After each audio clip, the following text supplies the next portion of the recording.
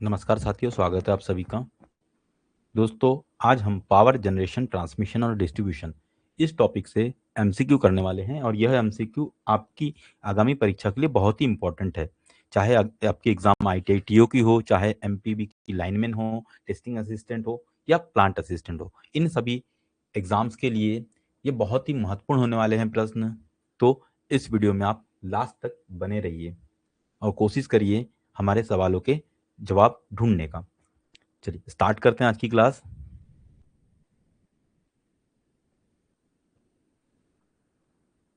पहला क्वेश्चन है, देखिए सबसे पहले हम आज देख लेते हैं कि आज के टॉपिक में हम क्या क्या पढ़ने वाले हैं, किन किन टॉपिक से हमारे क्वेश्चन होने वाले हैं। Electrical power generation, power plant से रिलेटेड क्वेश्चन होंगे, साथ ही साथ सबस्टेशन से होंगे, और ट्रांसमिशन एंड डिस्ट्रीब्यूशन, ट्रांसमिशन से, पावर के ट्रांसमिशन से, पावर की डिस्ट्रीब्यूशन प्रणाली, पावर की ट्रांसमिशन प्रणाली, पावर के सबस्टेशन, इलेक्ट्रिकल पावर के जनरेशन से, उसमें पावर प्लांट आ जाते हैं, फिर चाहे वह थर्मल पावर प्लांट हो या हाइडल पावर प्लांट हो या न्यूक्लियर पावर प्लांट हो।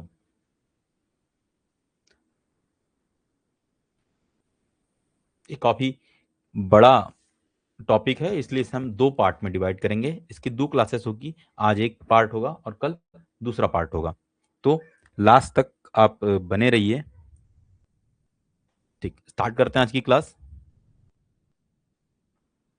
पहला क्वेश्चन है, थर्मल पावर स्टेशन में इकोनोमाइजर का प्राथमिक उद्देश्य क्या है।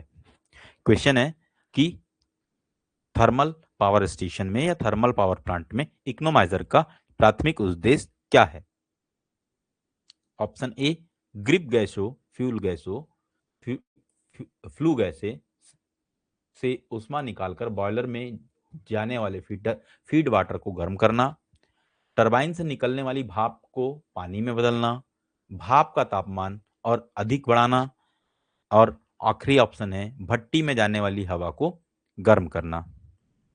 ऑप्शन एक बार फिर सुन लीजिए कि ग्रिप गैसें, जिसको फ्लू गैसेस कहते हैं, से उष्मा निकालकर बॉयलर को जाने वाली फीड वाटर को गर्म करना। ऑप्शन बी, टरबाइन से निकलने वाली भाप को पानी में बदलना। ऑप्शन सी, भाप का तापमान और अधिक बढ़ाना। और ऑप्शन डी, भट्टी में जाने वाली हवा को गर्म करना। इसका राइट आंसर होगा ऑप्शन ए। ऑप्शन ए इसका राइट आंसर होगा कि फ्लू गैसेस का यूज करके, फ्लू गैसों का उपयोग करके उसकी उष्मा को निकालकर बॉयलर में जाने वाले फीड वाटर जो होते हैं उनको फिर से प्री हीट करना, मतलब वाटर को प्री हीट करना, वाटर को प्री हीट करना इकोनोमाइजर का काम होता है। टरबाइन से निकलने वाली भाप को पानी में बदलना, ये काम होता है इसका कंडेंसर का। ये इस काम होता है कंडेंसर का। भाप का तापमान और अधिक बढ़ाना और भट्टी में जाने वाली हवा को गर्म करना, ये होता है एयर प्रीहीटर का काम। इस तरह से हर चीज के अलग अलग काम होते हैं, है ना।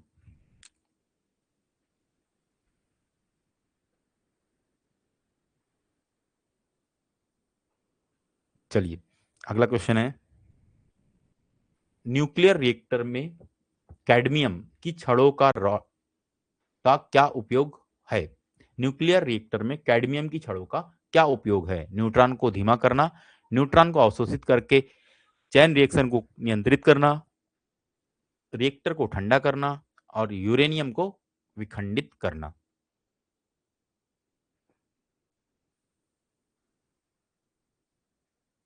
इसका जो राइट आंसर होगा वह होगा ऑप्शन बी।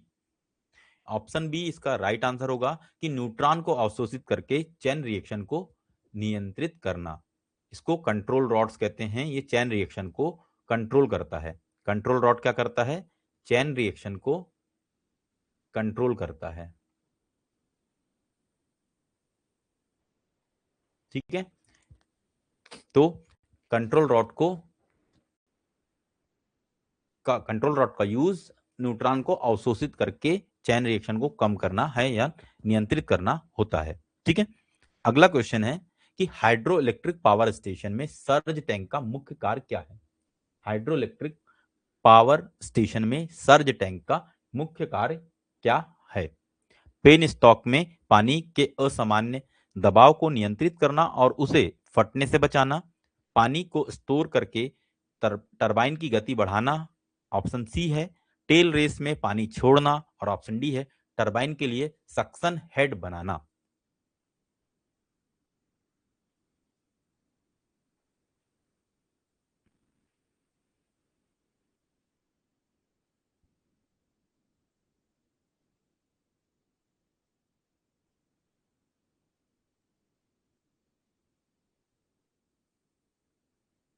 इसका राइट आंसर होता है ऑप्शन ए। जिसका राइट आंसर है वह है ऑप्शन ए।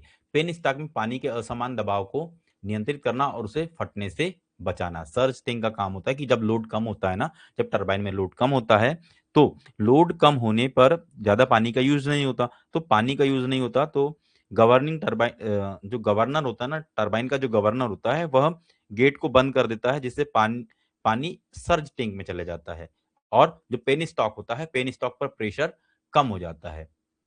जो पेन स्टॉक होता है उस पर प्रेशर कम हो जाता है। ठीक है, अगर ऐसा नहीं होगा तो सर्ज टैंक में पानी वापस नहीं जाएगा और पेन स्टॉक में बहुत ज्यादा प्रेशर हो जाएगा और इससे यह फट फट सकता है। ठीक है, अगला क्वेश्चन है कि कम हेड, लो हेड और पानी की बड़ी मात्रा वाले स्थानों के लिए कौन सा टरबाइन उपयुक्त है। अगला क्वेश्चन है कम हेड और पानी की बड़ी मात्रा वाले स्थानों के लिए कौन सा टरबाइन उपयुक्त है। ऑप्शन ए है पेल्टान व्हील, ऑप्शन बी है फ्रांसिस टरबाइन, ऑप्शन सी है कैप्लान टरबाइन और ऑप्शन डी है इंपल्स टरबाइन। ठीक,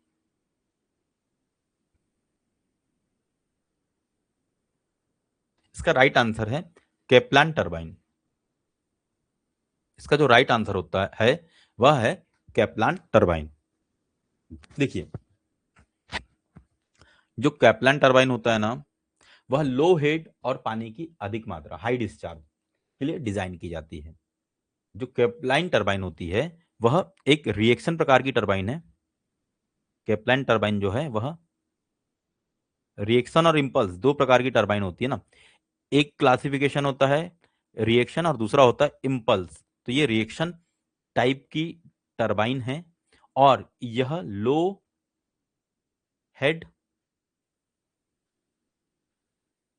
और हाई डिस्चार्ज,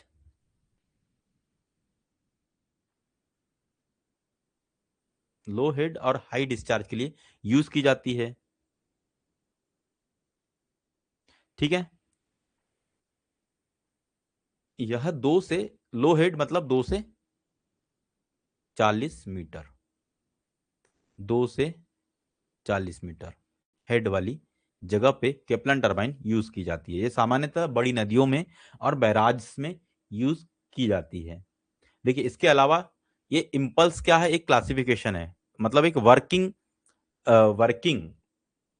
वर्क करने का एक प्रिंसिपल वाला एग्जाम्पल है। इम्पल्स टरबाइन और रिएक्शन टाइप टरबाइन, ये दो प्रकार की टरबाइन होती है। ठीक है, फ्रांसिस पेल्टान और कैप्लान ये टरबाइन के नाम है। तो पेल्टान जो होती है हाई स्पीड, उच्च हेड और हाई स्पीड के लिए यूज होती है। हाई हेड और हाई स्पीड के लिए यूज होती है। ठीक है, इसके अलावा जो फ्रांसिस होती है वह मीडियम हेड और मीडियम पानी के लिए, यह मीडियम हेड के लिए यूज होती है। ठीक है, यह मीडियम हेड के लिए यूज होती है। चलिए, अगला क्वेश्चन देखते हैं। Magneto hydrodynamic MHD magneto hydrodynamic power generation का मूल सिद्धांत क्या है? परमाणु विखंडन से भाप बनाकर टरबाइन घुमाना, चुंबकीय क्षेत्रों में के माध्यम से तेजी से बहने वाले आयनित गैसों को गुजार कर सीधे डीसी बिजली उत्पन्न करना, समुद्र के ज्वार ज्वार से टरबाइन घुमाना, और ऑप्शन डी सौर ऊर्जा से सीधे डीसी करंट बदलना। इसका राइट आंसर होगा ऑप्शन बी। ऑप्शन बी इसका राइट आंसर हो गया। चुंबकीय क्षेत्र के माध्यम से तेजी से बहने वाली आयनित गैस है, जिसको हम प्लाज्मा कहते हैं, उसको गुजार कर सीधे डीसी में बिजली उत्पन्न करना। बाकी ऑप्शन में देखो, परमाणु विखंडन से भाप भाप बनाकर टरबाइन घुमाना, ये तो न्यूक्लियर पावर प्लांट का काम है। यह कौन से पावर प्लांट का काम है? न्यूक्लियर पावर प्लांट का काम है। उसके बाद में ऑप्शन सी, समुद्र के ज्वार से टरबाइन घुमाना, ये टाइडल पावर प्लांट में होता है। ऐसा ज्वारीय टाइडल पावर प्लांट में, ठीक है। इसके अलावा सौर ऊर्जा से सीधे डीसी करंट प्राप्त करना है तो सोलर सेल का काम है। सोलर सेल का काम है ये, ठीक। चलिए अगला क्वेश्चन है, 1 मीटर स्क्वायर के सोलर मॉड्यूल पर यदि 1000 वाट प्रति मीटर की धूप 1000 वाट प्रति मीटर की धूप इरेडियंस पड़ती है और वह 100 वाट पावर आउटपुट देता है, तो उसकी दक्षता क्या होगी? ठीक है, ऑप्शन ए है 100%, ऑप्शन बी है 50%, ऑप्शन डी सी है 10% और ऑप्शन ए है 1%।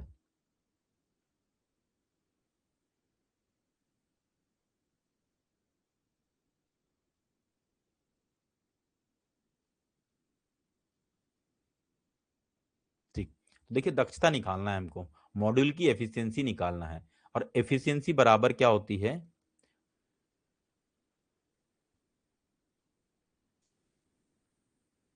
एफिशिएंसी बराबर होती है आउटपुट पावर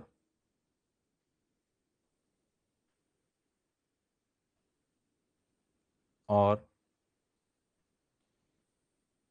इनपुट पावर का रेशियो होता है ये, इनटू परसेंटेज में निकालेंगे तो 100। ठीक है, आउटपुट पावर कितना है, कितना पावर दे रहा है वह? 100 वाट दे रहा है, और धूप कितनी पड़ रही है? 1000 वाट की पड़ रही है। ठीक है, तो 100/1000 इंटू 100,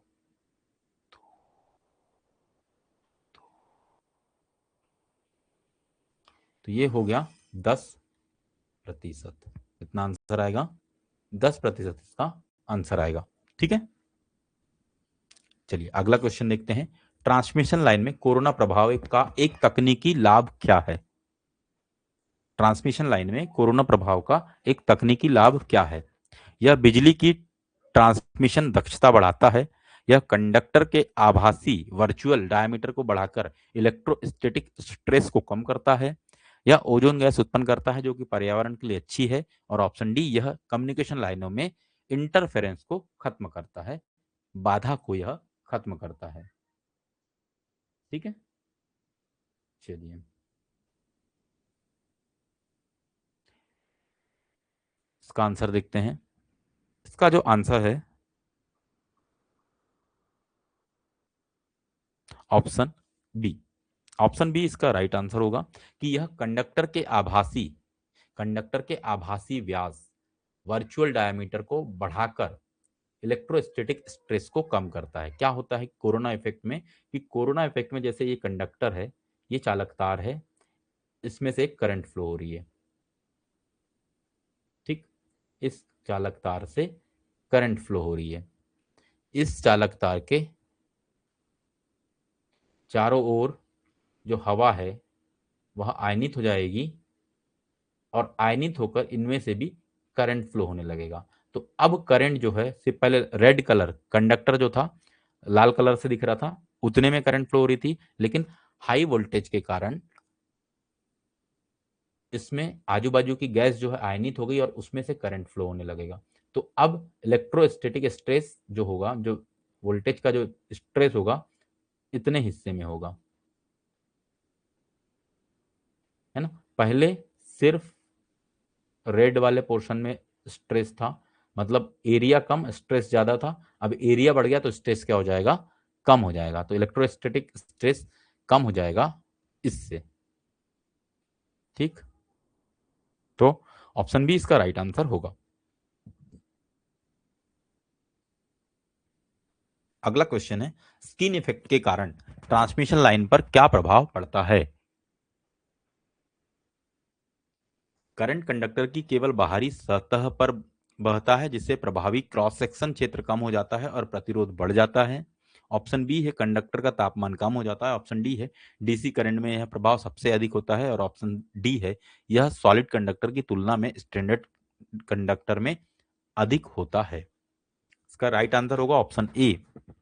ऑप्शन ए। ये तो आपको भी पता होगा कि जो स्किन इफेक्ट होता है वह करंट कंडक्टर की केवल बाहरी सतह पर बहता है। अगर करंट तार को अगर हम क्रॉस सेक्शन देखें तो कुछ इस तरह से गोल तार होता है, तो करंट सिर्फ इनकी इस बाहरी सतह पे प्रवाहित होगा, है ना। इन बाहरी सतह पर, भीतरी सतह पे करंट प्रवाहित यहाँ पे नहीं होगा। इसको कहते हैं स्किन इफेक्ट। जब यहाँ पे करंट फ्लो नहीं हो रहा है तो यहाँ पे क्या हो जाएगा, रेजिस्टेंस बढ़ जाएगा, इसलिए इस पूरे तार का रेजिस्टेंस बढ़ जाता है, पूरे प्रभावी क्रॉस सेक्शन का क्षेत्रफल कम हो जाता है और प्रतिरोध जो है वह बढ़ जाता है। ठीक है। अगला क्वेश्चन है, हाई वोल्टेज ट्रांसमिशन लाइन के जिस स्थान पर डेड एंड, मतलब लाइन खत्म हो रही है या शार्प कर्व है, मतलब तीखा घुमाव है, शार्प कर्व है, वहां पर किस प्रकार का इंसुलेटर का उपयोग किया जाता है। Pin type insulator, suspension type insulator, strain type insulator और पोस्ट टाइप इंसुलेटर।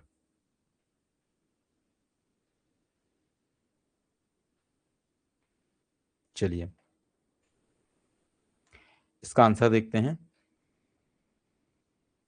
देखिए क्या होता है कि जो शार्प एंड होते हैं ना, शार्प टर्न होते हैं और डेड एंड होते हैं, वहां पर स्ट्रेन इंसुलेटर का यूज किया जाता है। स्ट्रेन इंसुलेटर का यूज किया जाता है डेड एंड में और शार्प कर्व में। क्लियर, डेड एंड और शार्प कर्व में स्ट्रेन इंसुलेटर का यूज किया जाता है। या फिर लंबे स्पैन में भी, जहां लंबा स्पैन होता है ना, लंबे स्पैन में टेंशन ज्यादा होता है, तो वहां पर भी स्ट्रेन इंसुलेटर यूज करते हैं। जैसे कि लंबा स्पैन कहाँ होता है, नदी पे, नदी क्रॉस करने पे, नदी क्रॉस करने पे। तो कई बार शार्प टर्न या डेड एंड के अलावा यदि ऑप्शन में क्वेश्चन में आ जाए कि नदी क्रॉस करने पे कौन सा इंसुलेटर यूज करते हैं, तो वह इंसुलेटर होता है स्ट्रेन इंसुलेटर, नदी क्रॉस करने पर। ठीक। इसके अलावा जो पिन टाइप इंसुलेटर होता है वह 11 या 33 केवी तक सीधे खंभों पे, सीधी लाइनों पे। जो पिन टाइप इंसुलेटर होता है वह सीधी लाइनों में, सीधी लाइन में 11 केवी, 33 केवी, 11 केवी या 33 केवी में यह यूज होता है। सस्पेंशन टाइप यूज जो होता है वह एक डिस्क होती है, और डिस्क, बहुत सारी डिस्क एक साथ जुड़ती है उसमें, है ना। तो ये भी सीधे, सीधी लाइनों में 132 केवी या उससे ऊपर पे, ट्रांसमिशन लाइनों में सबसे ज्यादा यूज होता है।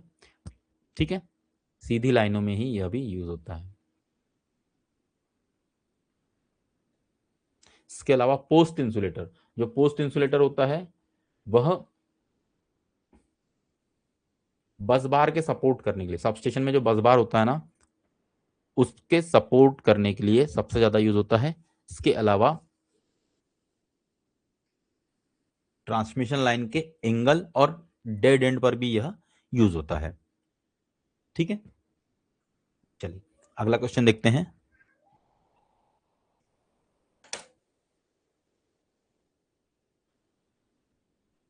नहीं, आज क्लास यूट्यूब पर नहीं है, ये वीडियो कल मिल जाएगा यूट्यूब पर। ठीक, चलिए अगला क्वेश्चन देखते हैं। एसी पावर ट्रांसमिशन की तुलना में डीसी पावर ट्रांसमिशन का एक मुख्य लाभ क्या है। एसी पावर ट्रांसमिशन की तुलना में डीसी पावर ट्रांसमिशन का एक मुख्य लाभ क्या है? डीसी में स्किन इफेक्ट बहुत कम होता है। डीसी ट्रांसमिशन में इंडक्टेंस, कैपेसिटेंस और फेज डिस्प्लेसमेंट की कोई समस्या नहीं होती। डीसी वोल्टेज को ट्रांसफार्मर द्वारा आसानी से कम या ज्यादा किया जा सकता है और इसमें से कम्यूटेशन की कोई समस्या नहीं होती है। क्वेश्चन पूछ रहा है कि लाभ क्या है, क्या नहीं है, ये नहीं पूछ रहा है कि क्वेश्चन में लाभ क्या है। एसी पावर ट्रांसमिशन की तुलना में डीसी पावर ट्रांसमिशन का एक प्रमुख लाभ क्या है? तो इसका जो राइट आंसर होगा वह होगा ऑप्शन बी। ऑप्शन बी इसका राइट आंसर होगा कि डीसी ट्रांसमिशन में इंडक्टेंस, कैपेसिटेंस और फेज डिस्प्लेसमेंट जैसी कोई समस्या नहीं होती। बाकी ऑप्शन गलत हैं। क्यों? क्योंकि डीसी में स्किन इफेक्ट बहुत अधिक होता है। ये सरासर गलत है। स्किन इफेक्ट डीसी में नहीं, सिर्फ एसी में होता है। डीसी में स्किन इफेक्ट नहीं होता है। डीसी में पूरे कंडक्टर में करंट फ्लो होती है। क्योंकि वहां पर स्किन इफेक्ट क्यों होता है? स्किन इफेक्ट जो होता है ना, वह इंडक्टेंस के कारण होता है। कंडक्टर के इंडक्टेंस के कारण स्किन इफेक्ट होता है। ठीक है, इंडक्टेंस के कारण। तो अब इंडक्टेंस डीसी में होता ही नहीं है, तो स्किन इफेक्ट का कोई सवाल ही नहीं उत्पन्न होता। Clear? Option C, DC voltage को ट्रांसफार्मर के द्वारा आसानी से कम या ज्यादा किया जा सकता है। डीसी पर ट्रांसफार्मर काम ही नहीं करते, तो ये ऑप्शन भी गलत है और इसमें कम्यूटेशन की कोई समस्या नहीं होती, जबकि डीसी में कम्यूटेशन की समस्या होती है। ठीक, तो ऑप्शन बी इसका सही आंसर होगा। अगला क्वेश्चन है, इलेक्ट्रिकल सिस्टम में डायवर्सिटी फैक्टर के संबंध में क्या सत्य है? यह हमेशा एक से कम होता है, यह हमेशा एक के बराबर होता है, यह हमेशा एक से बड़ा होता है और यह हमेशा ऋणात्मक होता है।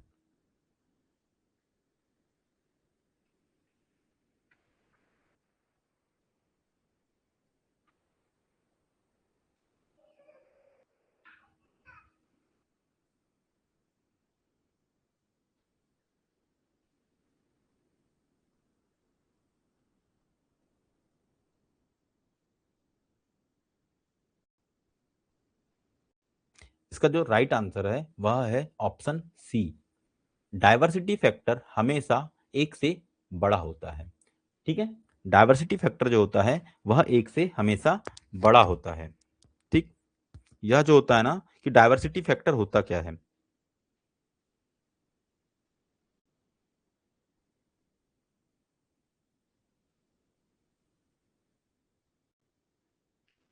तो क्या होता है कि जो कोई सिस्टम है, वहां पर जब बहुत छोटे छोटे लोड लगे हुए हैं, अलग अलग भागों में व्यक्तिगत अधिकतम डिमांड होगी, तो अधिकतम डिमांड का योग और पूरे सिस्टम का अधिकतम डिमांड का योग, इनका अनुपात क्या कहलाता है? डायवर्सिटी फैक्टर कहलाता है। ठीक है,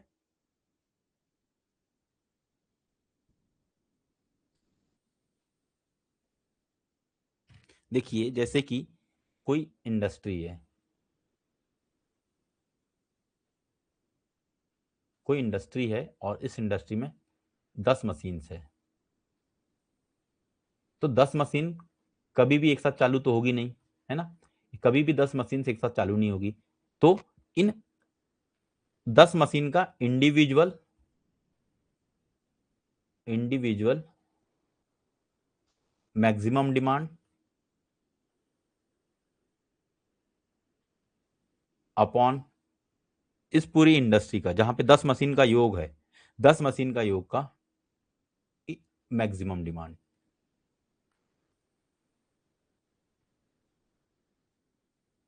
ठीक है, इसका अनुपात जो है वह डायवर्सिटी फैक्टर कहलाता है। तो इंडिविजुअल मैक्सिमम डिमांड का सम और मैक्सिमम डिमांड पूरे सिस्टम का, तो कभी भी 10 मशीन एक साथ चालू नहीं होगी, तो मैक्सिमम डिमांड कभी भी इन 10 के योग के बराबर नहीं आएगी।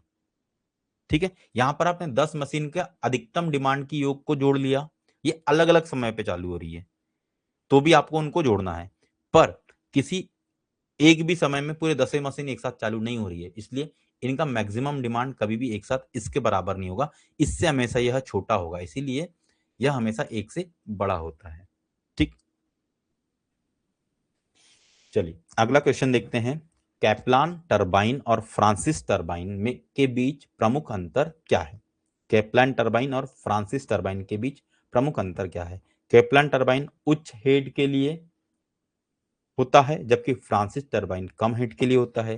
केप्लान टरबाइन पानी में रनर को अक्षीय एक्सियली रूप से प्राप्त होता है, जबकि फ्रांसिस में रेडियली इनवर्ट्स होता है।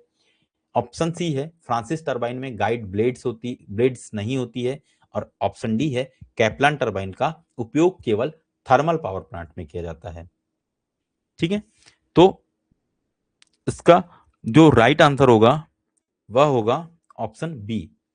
ऑप्शन बी क्या कहता है कि कैप्लान टरबाइन जो है पानी में टरबाइन में पानी जो है रनर को अक्षीय एक्सियली रूप से प्राप्त करता है, जबकि फ्रांसिस में यह रेडियली, ठीक है, यह रेडियली प्राप्त करता है। चलिए अगला क्वेश्चन देखते हैं। न्यूक्लियर पावर प्लांट में boiling water reactor BWR, boiling water reactor की तुलना में प्रेशराइज्ड वाटर रिएक्टर PWR का एक नुकसान क्या है? PWR में हीट एक्सचेंजर के उपयोग के कारण ऊष्मा की हानि होती है। PWR में पानी सीधे रिएक्टर में उबलता है। PWR में रेडियोधर्मी संदूषण का खतरा अधिक है, और PWR का साइज अन्य प्रकार की तुलना में बहुत बड़ा है।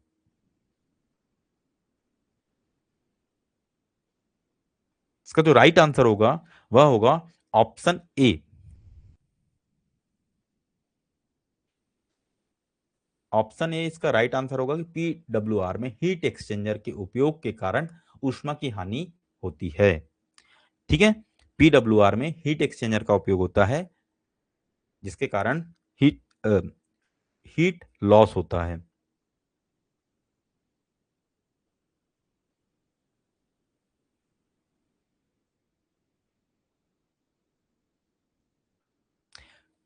PWR वाले जो थर्मल जो पावर प्लांट होते हैं, उनकी थर्मल एफिशिएंसी PWR के कारण लगभग 20% होती है, लगभग 20% होती है इनकी थर्मल एफिशिएंसी।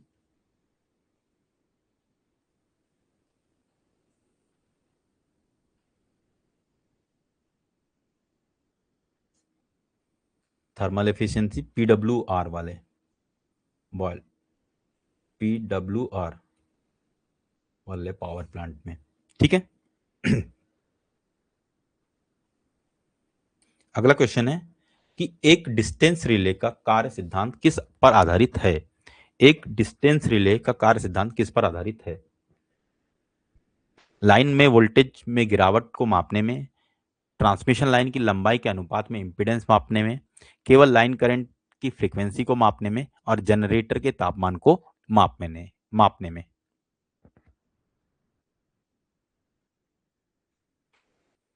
ऑप्शन बी इसका राइट आंसर होगा कि ट्रांसमिशन लाइन की लंबाई के अनुपात में इंपीडेंस को मापने में।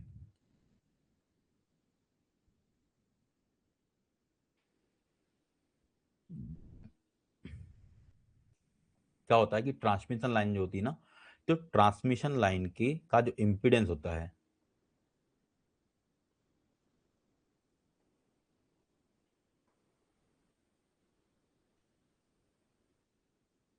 वह लंबाई के प्रोपोर्शनल होता है। आपको तो पता ही है कि जो इंपीडेंस होता है वो लेंथ के प्रोपोर्शनल होता है, तो लेंथ के प्रोपोर्शनल होता है यह। तो डिस्टेंस रिले क्या करता है कि डिस्टेंस रिले एक पूर्व निर्धारित दूरी पूर्व निर्धारित दूरी या बिंदु दूरी या बिंदु का इंपीडेंस मापता है, उसी बिंदु तक, वो निर्धारित दूरी तक इम्पीडेंस मापता है और किसी उसी क्षेत्र में जितनी निर्धारित दूरी है इसी क्षेत्र में फॉल्ट को लोकेट करता है। फॉल्ट अगर आएगा तो उसको वह सेंस करेगा या कार्य करेगा, आप ऐसा कह सकते हैं। ठीक है, मतलब डिस्टेंस रिले ट्रांसमिशन लाइन में जो उसका इंपीडेंस होता है ना, वो लेंथ के प्रोपोर्शनल होता है और उस लेंथ, एक फिक्स लेंथ में ही डिस्टेंस रिले काम करता है। उस लेंथ तक ही वह क्या बताएगा, फॉल्ट बताएगा। उसके बाहर, उस लेंथ के बाहर अगर फॉल्ट हो रहा है तो उसको वह सेंस नहीं करेगा। ठीक है, अगला क्वेश्चन है कि एक्सट्रीमली इनवर्स टाइम रिले की विशेषता क्या है। इसका ऑपरेटिंग समय स्थिर रहता है। इसका ऑपरेटिंग समय फॉल्ट क्वांटिटी के वर्ग के व्युत्क्रमानुपाती होता है और यह किसी भी स्थिति में तुरंत ट्रिप हो सकता है, ट्रिप कर देता है। और ऑप्शन डी, इसका समय फॉल्ट क्वांटिटी के साथ सीधे बढ़ता है। ऑप्शन एक बार फिर सुन लीजिए। एक्सट्रीमली इनवर्स टाइम रिले की विशेषता क्या है। इसका ऑपरेटिंग समय स्थिर रहता है। इसका ऑपरेटिंग समय फॉल्ट क्वांटिटी के वर्ग के व्युत्क्रमानुपाती होता है।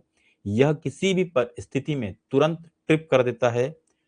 इसका समय फॉल्ट क्वांटिटी के साथ सीधे बढ़ता है।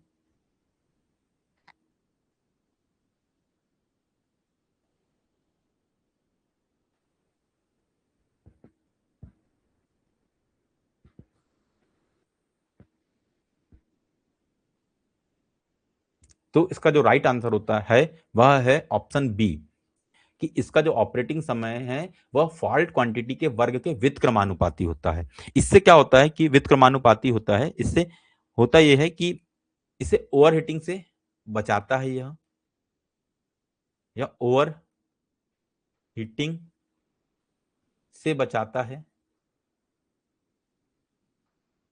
और साथ ही साथ यह टाइम डिले को भी कम करता है। ठीक है, साथ ही साथ यह टाइम कम टाइम डिले में काम करता है, कम टाइम डिले।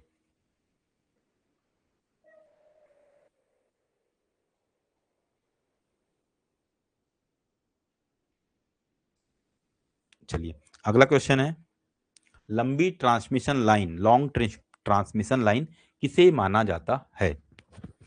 100, जिसकी लंबाई 50 किलोमीटर तक हो और वोल्टेज 20 केवी से कम हो, जिसकी लंबाई 50 से 150 किलोमीटर के बीच हो और जिसकी लंबाई 150 किलोमीटर से अधिक हो और 100 किलो केवी से कम अधिक हो। वोल्टेज ऑप्शन डी है, जिसकी लंबाई 300 किलोमीटर से अधिक हो और वोल्टेज 11 केवी हो।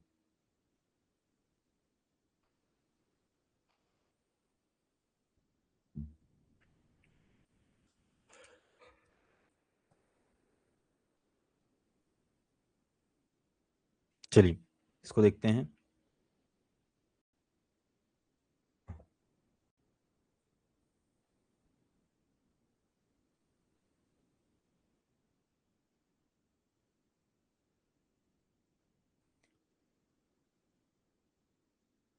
ऑप्शन सी इसका राइट आंसर होगा।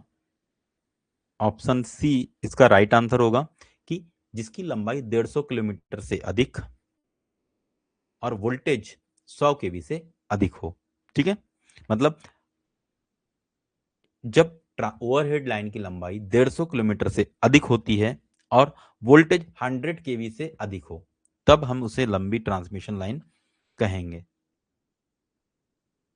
ठीक है, इसमें जितने भी स्थिरांक होते हैं लॉन्ग ट्रांसमिशन लाइन में,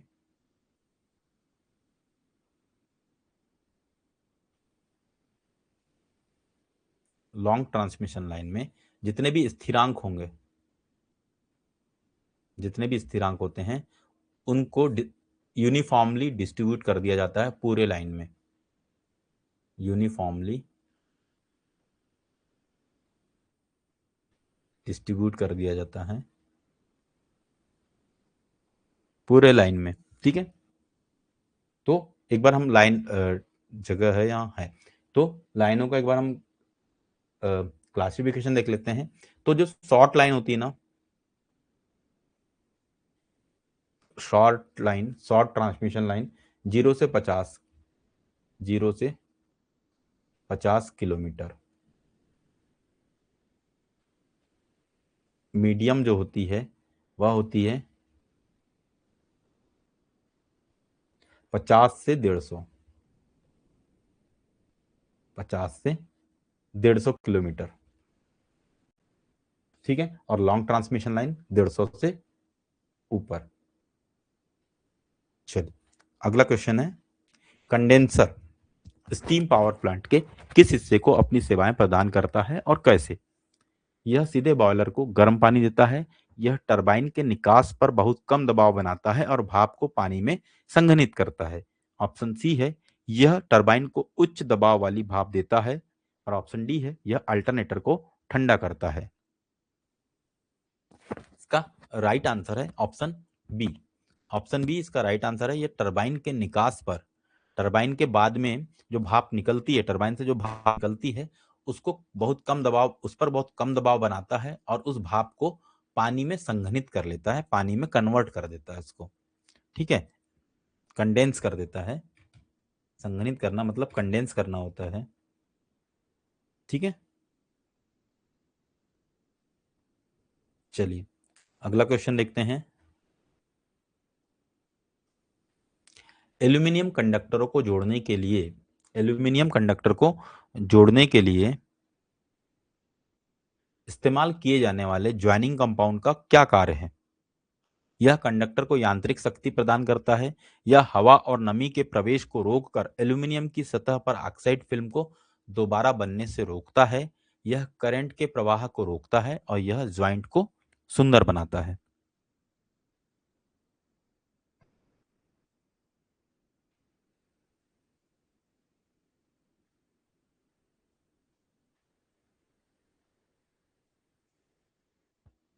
इसका सही आंसर है कि यह हवा और नमी के प्रवेश को, यह हवा और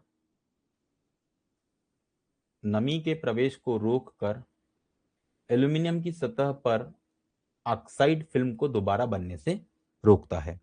ठीक है, यह हवा और नमी के प्रवेश को रोककर एल्यूमिनियम की सतह पर ऑक्साइड फिल्म को बनने से दोबारा रोकता है। ठीक,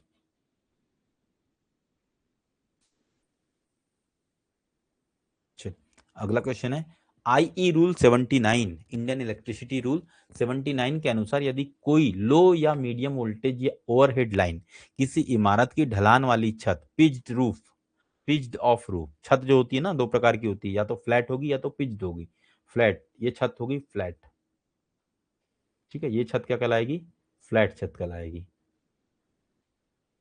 ठीक, और एक होती है पिच्ड, पिच्ड में क्या होता है, इस प्रकार से उस पे रूफ होता है, एक समान नहीं होती, यहाँ पे हाइट ज्यादा और इधर पे हाइट कम, इस तरह से छत रहती है, इसको कहते हैं पिच्ड रूफ छत।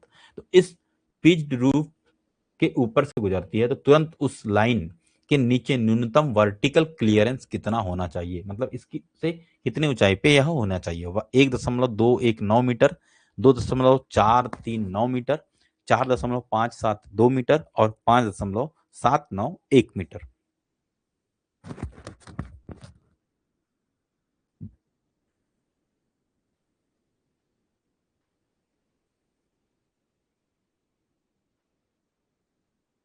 तो जब भी कोई लाइन जो कि मीडियम या लो वोल्टेज की लाइन हो और वह पिच्ड रूफ की छत के ऊपर से गुजर रहा है, तो उसके उच्चतम पॉइंट से, इस पॉइंट से उसकी ऊंचाई लगभग होनी चाहिए कितनी? न्यूनतम वर्टिकल क्लियरेंस जो होनी चाहिए ना, वह होनी चाहिए 1.219 मीटर। इतना क्लियरेंस इस पॉइंट से, यहां से नहीं, इस पॉइंट से, जो ऊपर का टॉप का पॉइंट है वहां से इतनी क्लियरेंस होनी चाहिए, मतलब लाइन यहां से गुजरनी चाहिए, यहां से गुजरनी चाहिए लाइन, और इनके बीच जो दूरी होनी चाहिए वह होनी चाहिए 1.219 मीटर। ठीक है, वर्टिकल इतनी दूरी होनी चाहिए। क्लियर? जबकि फ्लैट रूफ के मामले में यह 2.439। अगर फ्लैट रूफ है तो, फ्लैट रूफ है तब इतनी हाइट होनी चाहिए, 2.439 मीटर। ठीक है, चलिए अगला क्वेश्चन देखते हैं कि थर्मल पावर प्लांट में बॉयलर फर्नेस की दीवारें मुख्य रूप से किस सामग्री की बनी होती है। थर्मल पावर प्लांट में बॉयलर फर्नेस की दीवारें मुख्य रूप से किस सामग्री की बनी होती है। साधारण ईंट और सीमेंट, रिफ्रैक्टरी सामग्री जैसे फायर क्ले, सिलिका और काओलिन, गैल्वेनाइज्ड स्टील और लोहा। इसका राइट आंसर है ऑप्शन बी।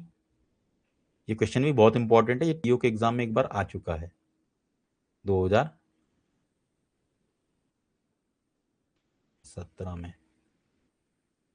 है ना। और इसमें रिफैक्टरी सामग्री मटेरियल में ऐसा फायर क्ले नहीं, सिर्फ सिलिका जेल और काओलिन ऑप्शन में था, सिलिका जेल और काओलिन ऑप्शन में आया था। रिफैक्टरी मटेरियल और फायर क्ले ऐसा कुछ नहीं था। ठीक, तो क्या जो बॉयलर फर्नेस होती है उसकी दीवार किन पदार्थों से मिलकर बनी होती है। फायर क्ले, सिलिका जेल और काओलिन। क्लियर। तो दोस्तों यह पावर जनरेशन, ट्रांसमिशन और डिस्ट्रीब्यूशन का पार्ट 1 था। पार्ट 2 कल हम फिर से लेकर आएंगे और उसमें भी लगभग इतने ही क्वेश्चंस होंगे। प्रश्नों की संख्या ज्यादा होने के कारण इसको 2 पार्टों में हमने बनाया है और 2 पार्टों में इसके एमसीक्यू को हम सॉल्व करेंगे और इसके जस्ट तुरंत बाद फिर हम इलेक्ट्रॉनिक्स वाले पार्ट को पढ़ना स्टार्ट करेंगे। तो बने रहिए हमारे साथ। Thank you.